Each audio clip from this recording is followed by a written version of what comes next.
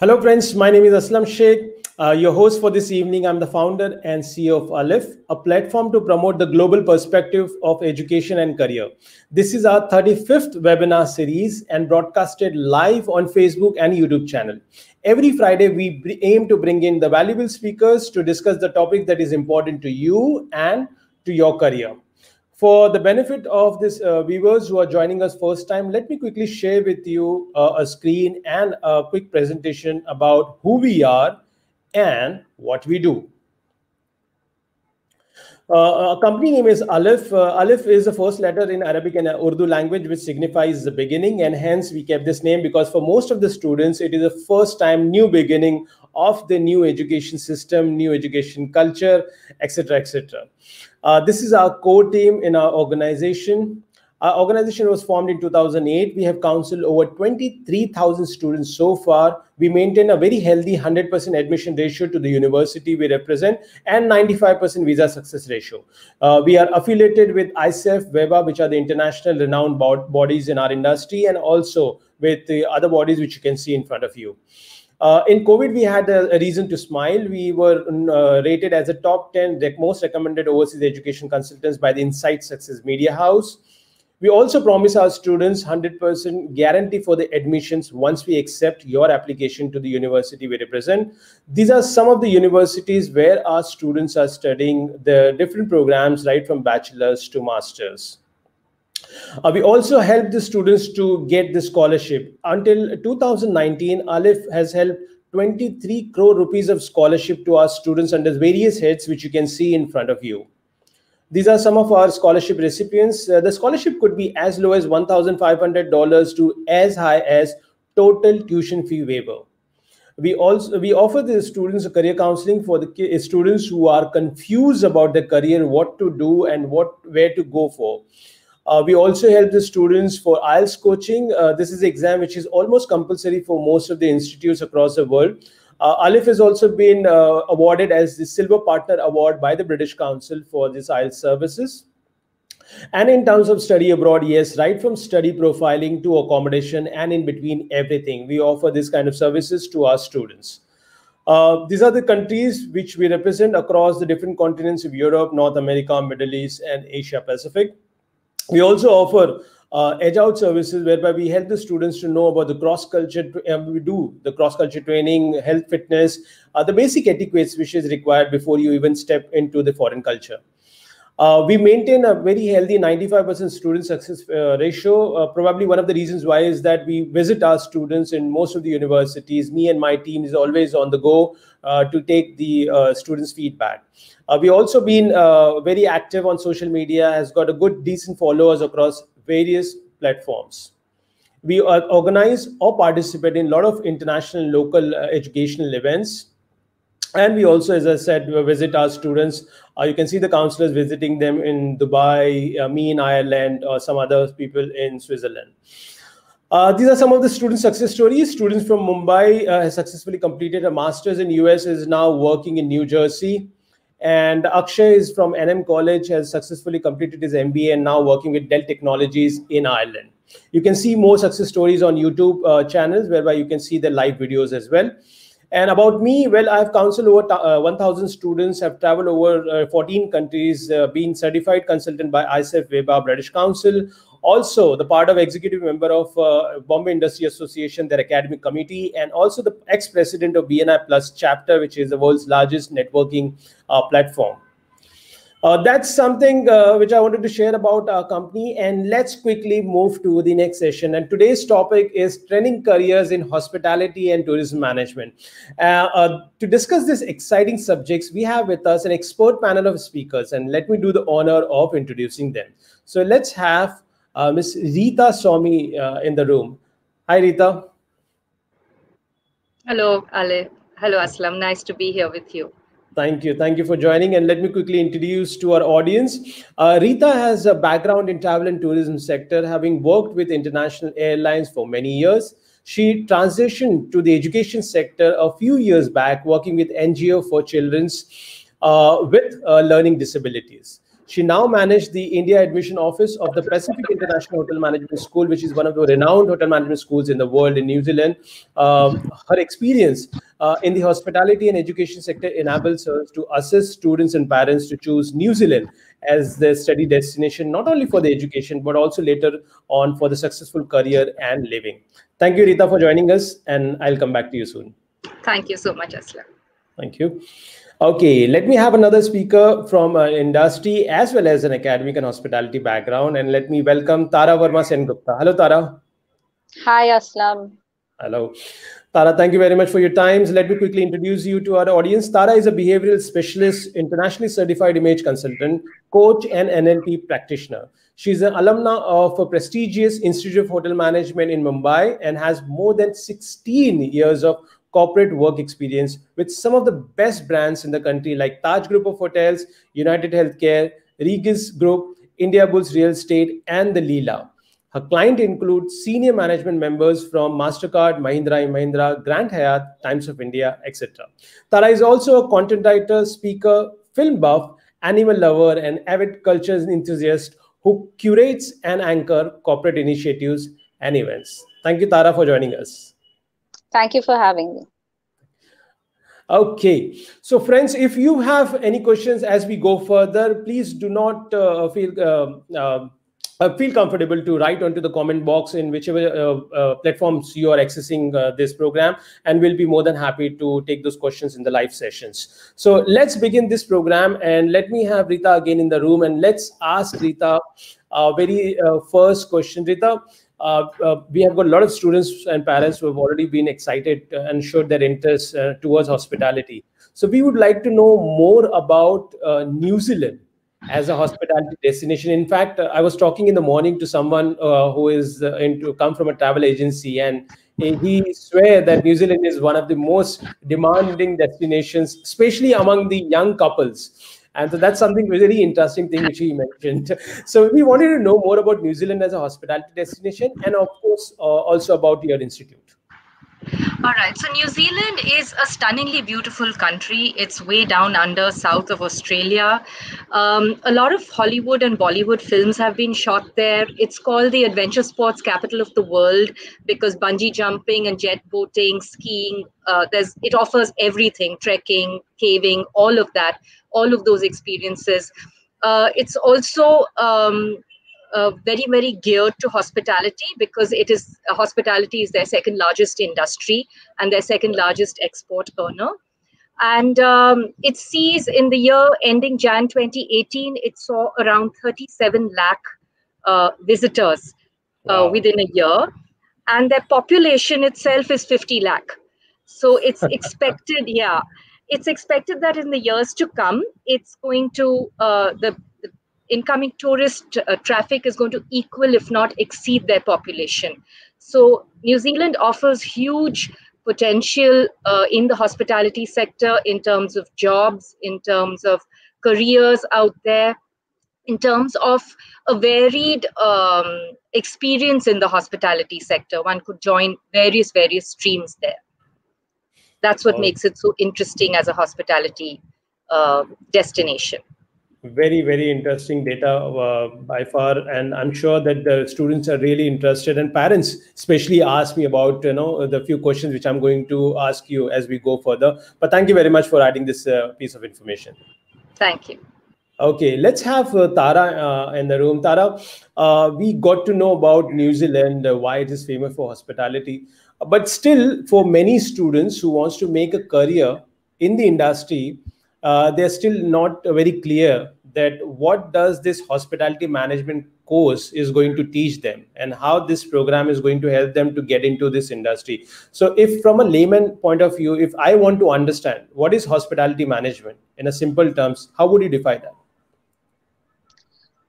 Hospitality management, according to me, is actually a different term for what was known as hotel management when we were studying.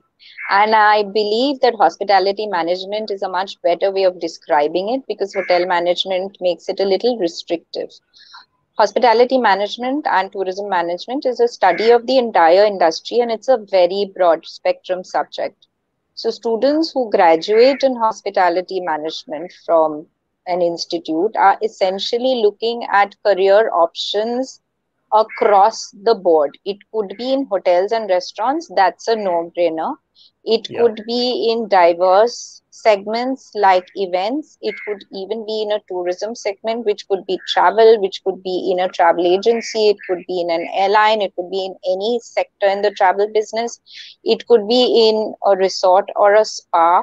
Uh, Interestingly, a lot of companies who are not related to hospitality directly also recruit students from hospitality institutes. So the scope of the program is quite large, and I believe it is the best program possible for all round growth, because it not just teaches you the curriculum, which is, you learn about hospitality operations and all of that, but it also develops you as a person, because hospitality is a business of people, and one of the basic grounding that and your foundation of doing a hospitality course is how to interact with people and how to deal with people. So it's a very, very good course for someone who really wants to grow as an individual.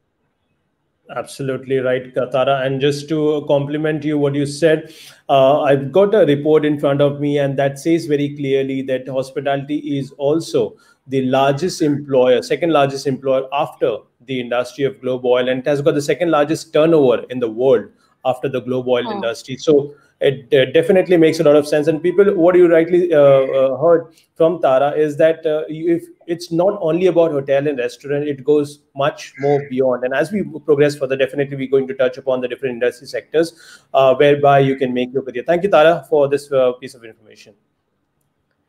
Okay, let's move to New Zealand again, and let's have Rita. Rita, after knowing from Tara what's hospitality means in a layman language point of view, would you want to introduce us your programs? Do you have a bachelor's and master's to cater both the needs and scholarships, fees, eligibilities, etc., please? Right. So, a little bit about PIHMS, which is the Pacific International Hotel Management School, which is located in New Plymouth in New Zealand. PIHMS used to be a hotel earlier before it was converted into a hotel management college. So, we are Okay. not an institute that teaches hotel management. We are a hotel that teaches hotel management. It's a completely immersive learning environment where students are the guests and the management of the PIHMS hotel.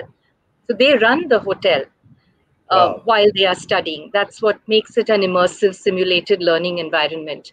So we do offer the bachelor's degree program, that's for 3 years. We offer a graduate diploma program, that's for graduates that aren't exposed to hospitality. Then we have a postgraduate diploma program, and then a master's. So we offer all of these programs from level 5 to level 9 in New Zealand. Okay. And yes, and there's excellent scope for each program. The bachelor's degree is a completely comprehensive program. All of them are management programs. So it's the bachelor's degree in applied hospitality and tourism management. Like Tara mentioned, hospitality is not just hotels and restaurants. It's one can branch out into event management, into cruise ships, into tourism, inbound tours, all of that. It's Right. an enormous package, an enormous umbrella that various other streams come under. So the bachelor's degree would prepare a student for that. It's a 3-year program offering almost a year of hotel internships during those 3 years. So Okay. these hotel internships are very important because they give a student work experience. They learn the actual practical element of working in a hotel. They're able to transfer their skills from academics to practicals. Then, of course, we have the graduate diploma. The postgraduate diploma is for students who have already studied hotel management here at the degree level, or those who have management subjects like a BCom or a BMS or a BBA at the degree level. Oh, And so even the non-hotel graduate who wants to make yes, an entry into hotel industry can join at a PG level. absolutely. They Okay. can join at a PG level because it's hotel management that we teach. So either one has to have a degree in hospitality and hotel management, or in management, because we are teaching the same principles of management with a focus on how to use them in the hotel field. Right. So the postgraduate diploma then can progress to a master's program, which is a research project. So these are the various programs that we offer. Each of our programs has the option of the hotel internship for 6 months, which gives the student a chance to earn while he learns. So it's still a part of his program. He's still on his student visa, but he gets a return on his investment because he goes out into the hotel industry and works. Right. So each of the programs are extremely successful. We have excellent outcomes for students in New Zealand. We have a 96% employment rate, which is really high. And 85% of our students are promoted within a year. Wow. So does your school also offer scholarship options to the students? Well, unfortunately, we don't offer scholarships, but what we do give is the chance to earn while you learn. So a student is still on his student visa, but he gets a chance to earn during the industry placement. And he could earn anything between 19 to 20,000 New Zealand dollars in the span of 6 months. That's into Indian rupees approximately? Around 10 lakhs, 9.5 to 10 lakhs. And he's got to look after his living expenses, of course, from that amount. But they usually save at least 50% of that amount. So it gives a very quick return on investment, and along with giving the student work experience in New Zealand, which makes him job ready and gets him a job quickly. Thank you very much. Thank you very much, Rita, for this piece of information. Students, so what you heard from Rita is that the bachelor's and PG programs are more popular programs among the Indian students. And both these programs have got the internship options available for you so that you learn and you put your theoretical studies into practice immediately. And also, this gives you an opportunity to earn back during the internship period. And that stipend would be sufficient enough to save a lot of money, which can be considered kind of a scholarship or ROI on your investment. So which makes a lot of sense. Thank you, Rita. Thank you very much for the information. Okay, let's move from the career and job placements. What Rita also said, that it's 96% placement ratio from this institute, which is really something to look for, because I know many institutes, they usually have got the graduate placement ratio of anything between 82% to 90%, and hospitality being the in demand, maybe that's one of the reasons why you are getting a good opportunities to be absorbed in the industry quickly after the completion of your course.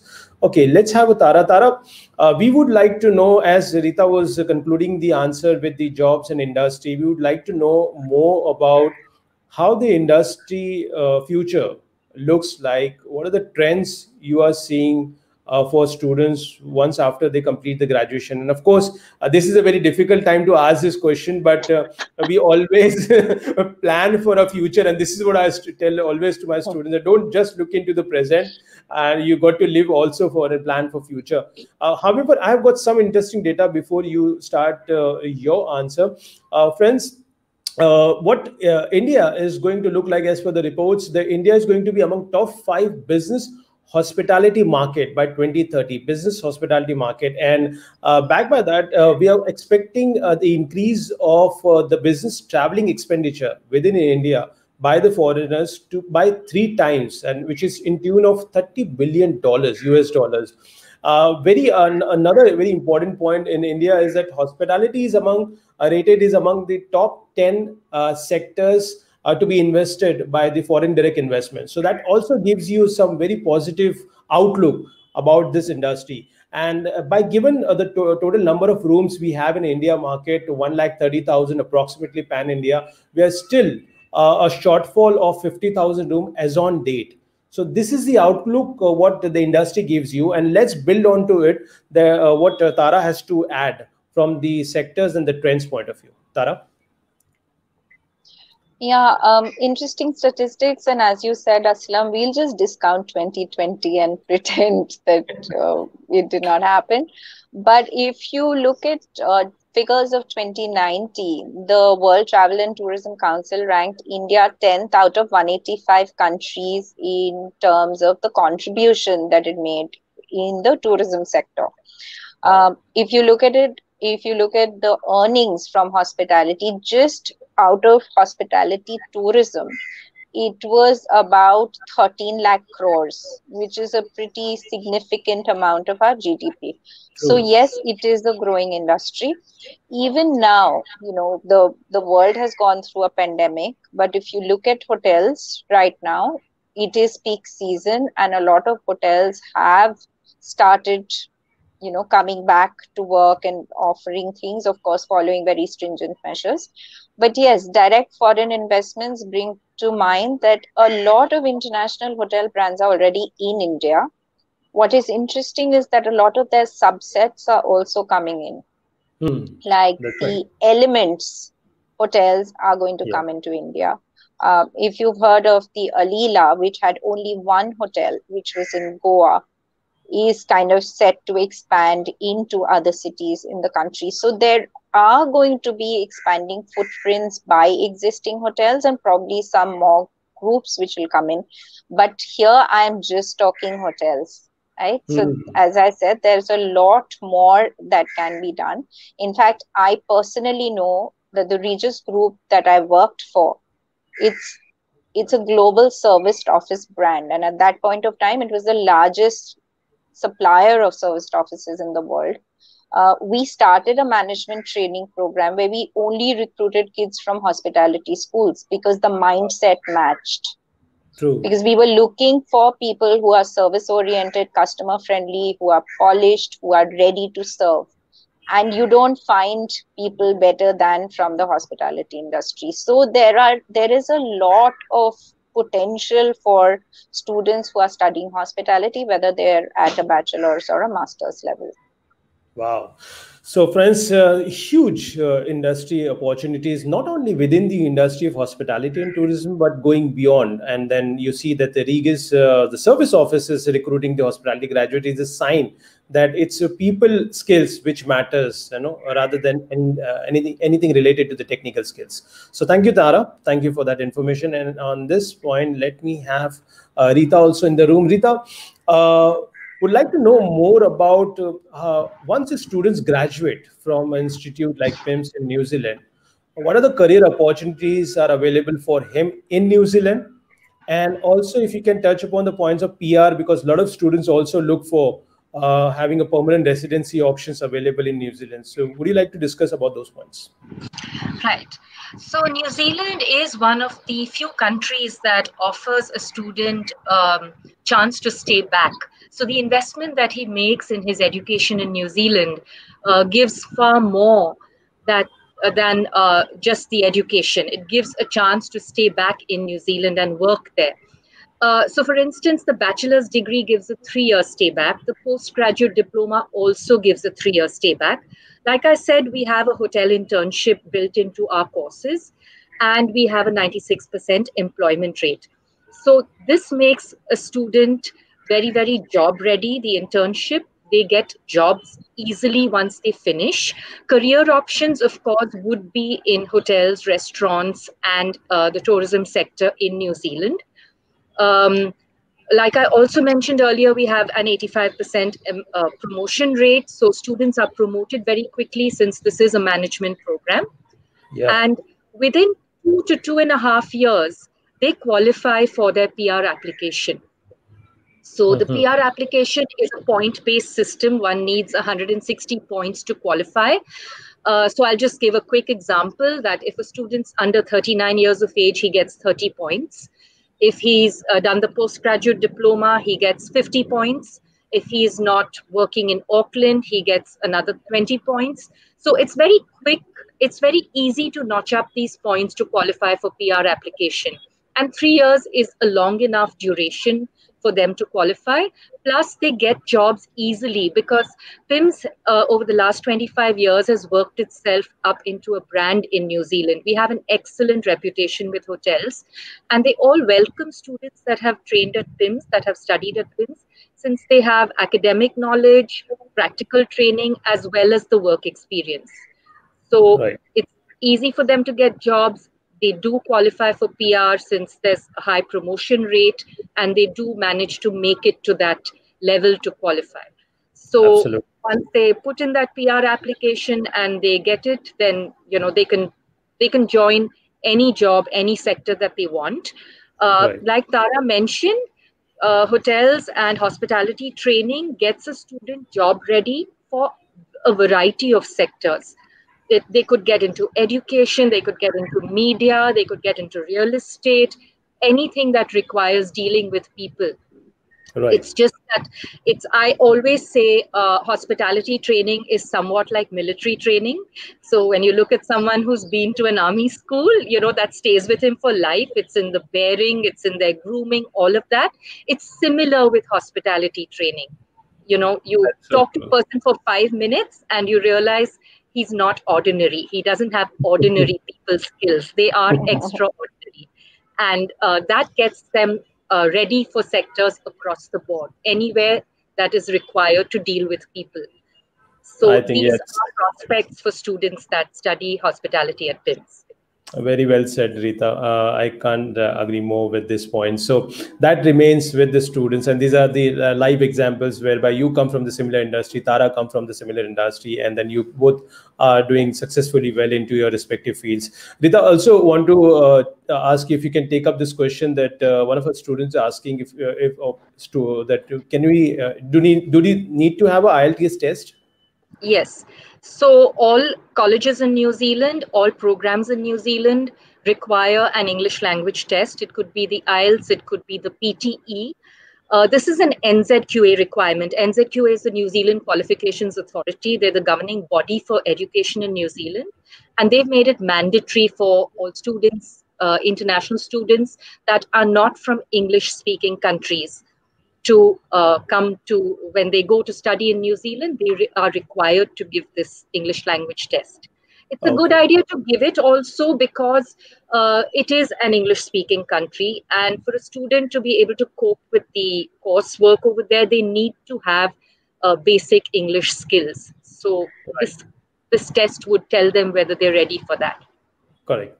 So, Alvin, I hope that you got your answer. Thank you, Rita. I'm putting one more question, but just you can read it. Meantime, I'll go to Tara to ask her question, and then when I come back to you, you can answer this question, which has been asked by Harish Yeah. during the program. So, Tara, I would like to ask you the question: like, once we understand the growth and prospects of this industry, and now I've decided to go for this hotel management course, how does the first job looks like? The students wants to visualize whereby I'm going to work, what would be my designation. This is a very typical question what the students would ask, once they cross this first level of questioning.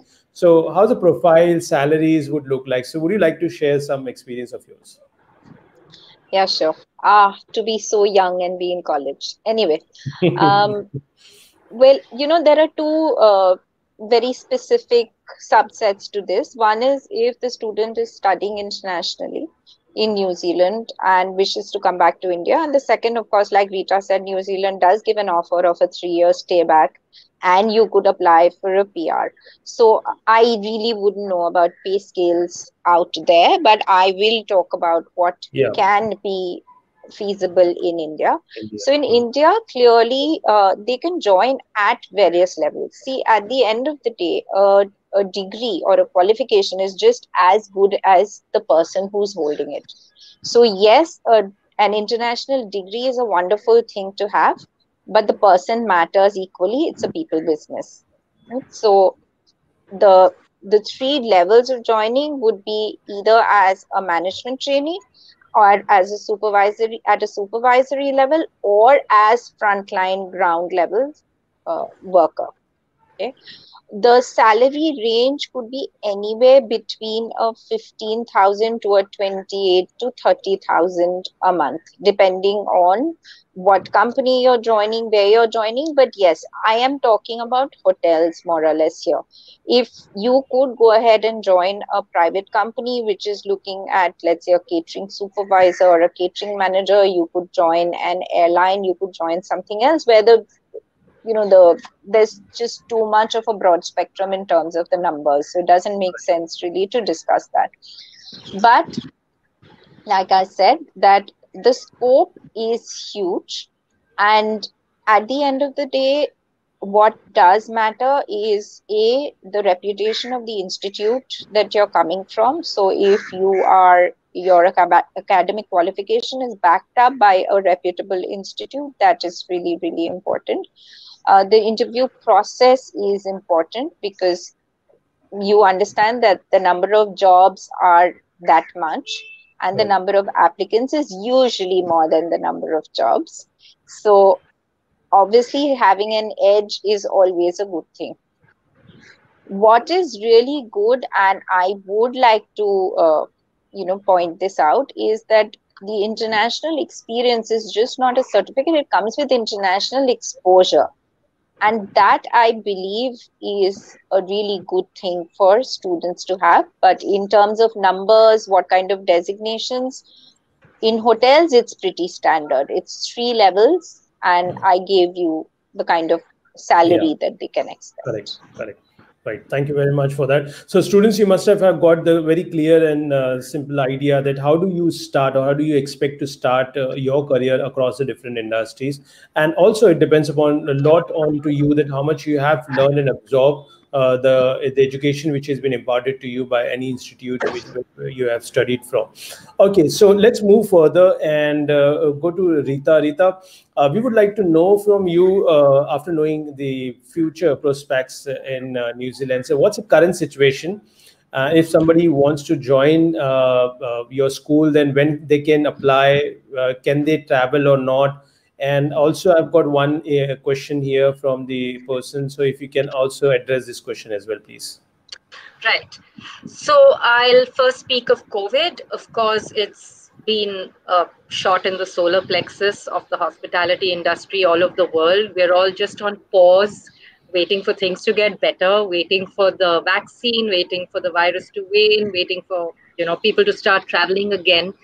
However, in New Zealand, they managed to control COVID. It's probably the only nation that has managed to do it, to eliminate the virus. And things are completely back to normal out there. So there's schools, colleges, offices, restaurants, hotels, domestic travel, everything is just back to normal. There are no masks, there's no sanitization, nothing. Okay. Incoming, returning citizens and residents have to quarantine themselves for 15 days before they go out into the country. Now, having said that, just as thanks to there being no COVID there, they've closed their international borders because they want to insulate themselves and protect their citizens and residents. For this reason, they do not allow visitors, whether it's tourists, whether it's students, whether it's business visitors. They've just closed their international borders. Um, Students, the application process and the admission process is going on. We are happy to accept applications from students. Borders, according to the latest intimation, borders are going to be shut until May 2021, as well as their visa office. So we're looking at July as being probably the first intake that students can go to study for. Right. Having said that, that's not definite. It could be extended further. It could just well open up at that time. It all depends on the COVID situation, which is really uncertain all over the world. Right. Um, So, can they apply for the admissions at yes, the moment for July intake? yes, yes. We are accepting applications, and we have 4 intakes in a year. So, in case a student can't make it for July, we have another one in October, and then Okay. there'd be another one in Feb, and after that in April. So, at any point, a student doesn't lose more than 3 months if he wants Right. to study in New Zealand, thanks to borders being shut. So, the application process, the admission process is going on as usual. Whenever borders open up and their visa office opens up, one can put in a visa application. And once you receive the student visa, they can travel to study in New Zealand. At the moment, like I mentioned, everything's back to normal. The classes aren't online. They're in-person classes on campus. Hotels are running to 100% occupancy. So all of our students have got their internships. Students Wow. that graduated, the ones who graduated in July as well as in October and will graduate now again in December, they've all got jobs. Because just as people aren't allowed to go into New Zealand, the New Zealanders can't travel out either. And this is their holiday season. So So they're all they're making the promoting most of it. domestic. Absolutely. And hotels are asking PIMS, listen, send us more students. But they say we don't have more students because our international batches haven't come in. So that's how robust the hospitality sector is in New Zealand at the moment. Right. I think that's a very, very good piece of advice. And I can take out a few points out of your answer is that, friends, whenever, I mean, when we are looking at this present challenging situation, but whenever the things gets back to normal, the hotel industry is fast to come and onto its initial positions to have tourists coming in. In fact, in India, we are experiencing already that our weekends rooms and weekend hotels and weekend destinations are full with the tourists. And you don't find a place in Lonavala, or if you visit nearby places, the weekend rooms are fully occupied. And it is, I've just got to news that till 4th of January, the weekend rooms are already sold out. So this is how fast the hotel industry revives whenever the situation comes back to normal. So that's something good to take out of this so-called looking challenging situation. And moving further, I've also got one very interesting news that the government of India is also developing the ports. 5 ports they have identified, and they're developing for the cruise tourism, Right. which is the new Yes. thing for India. So they've identified Mumbai, Mangalore, Chennai, Goa, and Cochin. So this has been underdeveloped, and there are other 200 small ports the government is planning to develop with the help of jetty travels. So what we are trying to say is that the future looks very promising in this particular industry, and that you can use this time to invest into education, so that when you graduate and come out in the industry is ready or in the process of getting ready to accept you, as a professional on the board. Okay, on this positive note, let's move further and go to the second last question and ask Tara. Tara, as an industry professional, how do you see a student coming from an international degree from an institute like PIMS from New Zealand with an experience and wants to serve back in India to any other organization or wants to start his own business? So if he wants to come to you and if you have to meet this person to hire, how do you see his experience and his educational exposure? Interesting. Um, I'll digress a little, but I'll come back to this. Like I said before, I think international exposure is what is very important. Of course, the educational degree is important too, but the exposure is very critical. And I'll tell you why. My first international exposure in terms of work came when I joined a multinational company. And it was such an eye opener. I had worked for some fabulous companies before that, and I'm not taking anything away from India or its corporations. I'm as Indian as anybody else. But it's just a different world.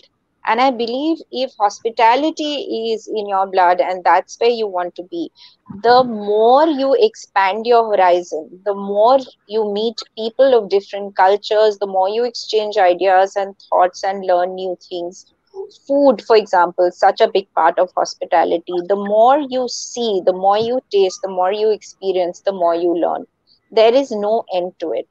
I would be extremely happy to interact and look at a potential recruitee who has come from an international institute with a degree.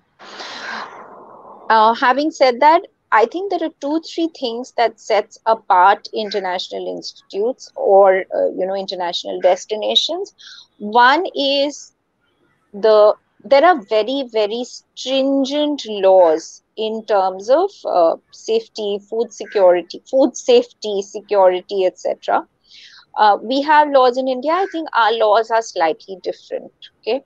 So someone who's studying in these institutes is going to be used to these laws, these processes. There is no compromise in terms of that. It is, there are no two ways about it. There are no shades of gray in these laws. There are no, oh, okay, fine, it's okay today. I have friends and batchmates who own restaurants or who are very, very senior management members in hotels. A food safety officer can shut you down within 10 minutes. And that is important. So Right. learning that there is no compromise in terms of safety and hygiene. It's taken us a pandemic to learn this, right? A hospitality graduate knows it in his bones, True. especially if he's coming from an international institute. Correct processes, no compromises, uh, no acceptance of mediocrity when it comes to safety, hygiene, quality, service, etc. I would be very happy to interact with someone who upholds these things. And I believe that these are the things that, an international exposure gives you. And these are the things that the students should look at imbibing. Absolutely right. What Tara is emphasizing more onto is that going beyond the international degree itself, but learning this ethics, this policies, these cultures, and appreciating that, and having those experience being practiced here in India. This is what we look forward to, accept into the professional environment. Thank you, Tara, for that. And let me move to Rita for the last question. Rita, that's $1 million questions we say in our program. So after learning and understanding everything and exploring New Zealand through your eyes, we want to know that what would be your one line success as advice to our listeners who are listening to you? Would you like to share with? All right. So my one sentence of advice would be that picture yourself 10 years from now, draw up a timeline as to what you need to do to get there, and set about achieving each goal one step at a time, and make sure that you reach there. That would be be focused on where you want to go and do all that you have to do to get there. Wow, so nice of you. Thank you, Rita. Thank you very much. Let's move to Tara. Tara, your one line success advice to our listeners. You have no idea how difficult it is for me to say just one line about something. It's like virtually impossible. I took 2 lines, so maybe you could too. No, but you had all these, participles and prepositions in between, so you kind of strung them together. No, I'll try one line. I'm going to say that open your heart, because it's a people business. The more people you meet, the more eat, breathe, and sleep the culture that you're living in, because that is invaluable learning. Absolutely right. Right. Very well said, Tara. Thank you very much. And thank you very much, all the listeners and our audience, for joining us for this fabulous show on training careers in hospitality and tourism management. We hope that in this sweet and short time, we were able to give you a brief insight about the industry, about the program, about New Zealand as a study destination, and how the career looks like from an industry point of view. Thank you, our respected speakers, for joining us for this particular program and sharing your valuable insights on this particular topic. Okay, so if any of our listeners would like to seek further information on the topics which is discussed today, please feel free to contact us on our helpline number on 9987099890, or you can write to us by surfing our website www.alif.in. My name is Asslam Shaikh, founder and CEO of Alif, signing off with a promise to come back again next week, Friday, sharp at 5 p.m. with another interesting topic and with some amazingly talented speakers enlightening us on a subject that matters to you the most. Until then, thank you for watching the program. Stay safe and stay excited.